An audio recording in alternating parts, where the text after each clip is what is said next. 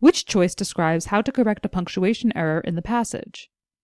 Let's go through our choices, implement the changes they're suggesting, and see if they're appropriate.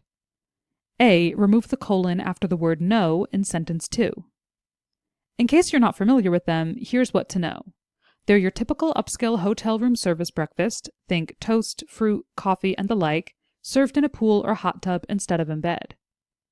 A colon is used to introduce lists, explanations, or for strong emphasis.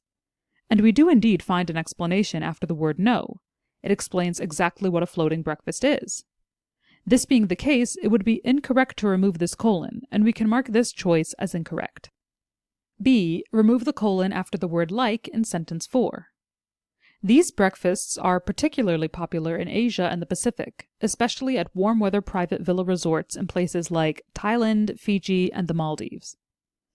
Although it's true that we just said colons introduce lists, and a list of countries does follow this colon, in this sentence it's actually not necessary, as the word like already functions as the list introducer.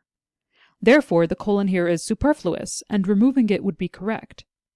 This being the case, this is likely our answer, but we'll take a look at our other choices just to be sure. C. Change the comma after the word Bali in sentence 6 to a dash. Nearly everyone agrees that the trend began in Bali, although no specific resort seems to get the credit for coming up with the idea first. A dash is used to set off extra information, that is, examples, explanations, or supplemental facts.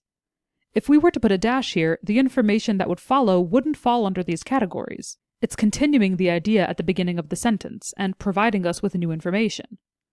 This being the case, this change wouldn't be appropriate, and we can mark this choice as incorrect.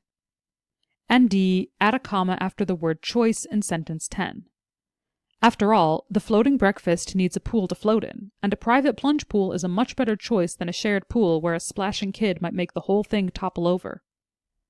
Commas are used for many reasons, but none of them apply in this case. To use a comma to split the sentence after choice would just cause an unnecessary break, as a private plunge pool is a much better choice than a shared pool is a straight clause, with no need for embellishments or breaks. This being the case, this choice can be marked as incorrect, and we can mark our original answer, choice B, as our final answer.